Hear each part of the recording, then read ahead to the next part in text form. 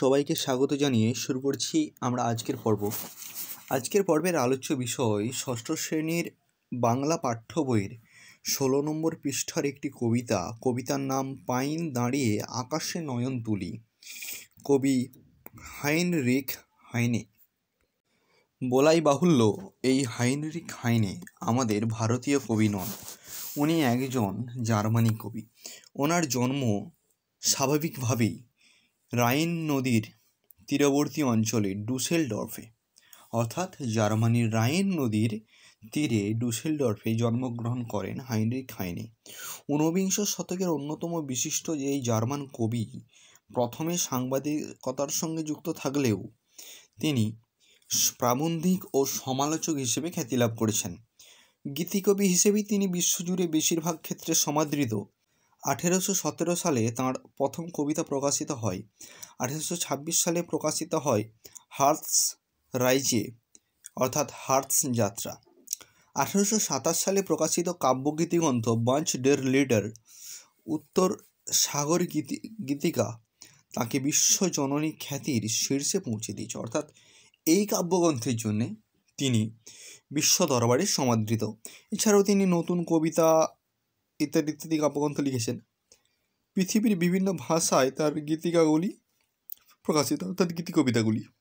এবার যেহেতু Heinrich Heine Germany কবি, তাই তিনি জার্মানি ভাষায় কবিতা লিখবেন স্বভাবতই। কিন্তু আমাদের বইয়ে যে কবিতাটা দেওয়া আছে সেটা তো জার্মানি ভাষার কবিতা নয়, সেটা বাংলা ভাষায় লেখা। তাহলে বাংলা ভাষায় লিখল কে? এই যে জার্মানি ভাষায় হাইনরিখ হাইনে কবিতাটা লিখেছেন, সেটাকে বাংলা ভাষায় ট্রান্সলেট অর্থাৎ অনুবাদ করেছেন সৌমেন্দ্রনাথ ঠাকুর।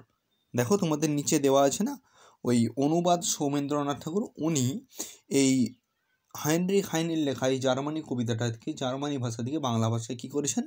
অনুবাদ করেছেন। এই অনুবাদ করার ফলে এটা বাংলা কবিতায় পরিণত হয়েছে, যেটা আমাদের এখন পাঠ্য। আশা করি তোমরা কবি সম্বন্ধে এবং এই অনুবাদ সম্বন্ধে বুঝে গিয়েছো। অনুবাদ করা মানে হলো অন্য ভাষায় কোনো কিছু জিনিস থাকলে সেটাকে সরাসরি যে ভাষায় অনুবাদ করতে চাইছো সে ভাষায় লেখা। তুমি যদি ইংরেজি ভাষা থেকে বাংলা ভাষায় অনুবাদ করো, ধরো কোনো একটা ইংরেজি কবিতা, সেটা যেমন কবিতা লিখেছে তেমনই ওই কবিতাটা বা ওই শব্দটা বাংলা মানে করে তুমি লিখলে, তখন সেটা আমি ইংরেজি ভাষা থেকে বাংলা ভাষায় অনুবাদ করা। ঠিক সেরকমই পাইন দাঁড়িয়ে আকাশে নয়ন তুলি জার্মানি ভাষা থেকে জার্মানি কবি হাইনরিখ হাইনের লেখা জার্মানি ভাষার কবিতা থেকে বাংলা ভাষায় অনুবাদ করেছেন কে? সৌমেন্দ্রনাথ ঠাকুর। এবার আমরা সরাসরি কবিতায় প্রবেশ করব। উত্তরে বুনো নগ্ন পাহাড় পড়ে দাঁড়ায়ে পাইন আকাশে নয়ন তুলে। উত্তর দিকে পাহাড় পর্বত ঘেরা যে ভূমিরূপ, ওই পাহাড়ের কাছাকাছি অঞ্চলে, অর্থাৎ পাহাড়ে যে বনাঞ্চল রয়েছে তার কাছাকাছি জায়গায় দাঁড়ায়ে পাইন আকাশে নয়ন তুলি। পাইন গাছ এত উঁচু পর্যন্ত বিস্তৃত, সেটা দেখে কি বোঝা যাচ্ছে? যে না, পাইন গাছ আকাশে যেন নয়ন তুলে দাঁড়িয়েছে, অর্থাৎ আকাশের দিকে যেন চেয়ে, অর্থাৎ চোখ তুলে দাঁড়িয়ে আছে। যেন বরফের রূপলি কাপড় পরে স্বপ্ন সে দেখে দিনরাত দুলে দুলে।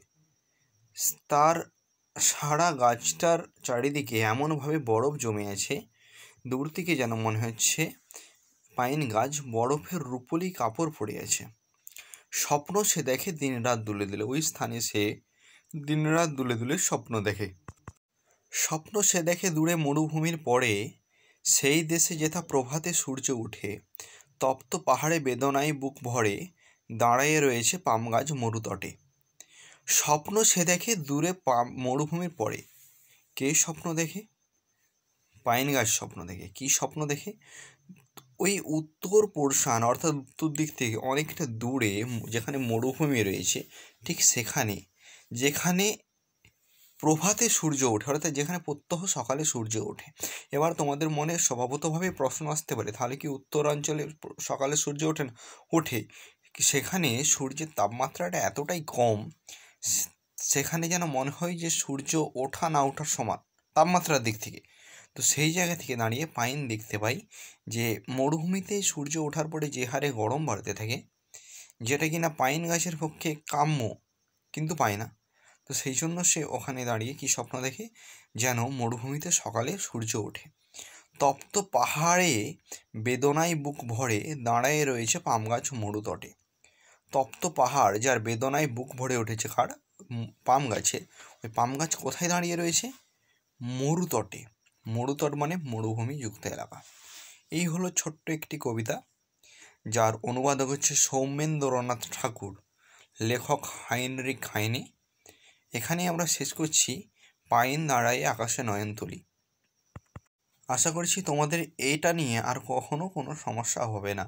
যদি কোনো জায়গায় সমস্যা হয়ে থাকে, বুঝতে না পেরে থাকো, স্কিপ করে সেই অংশটা দেখেই নাও, তারপরেও কোনো সমস্যা হলে তোমরা কমেন্টে জানাতে পারো।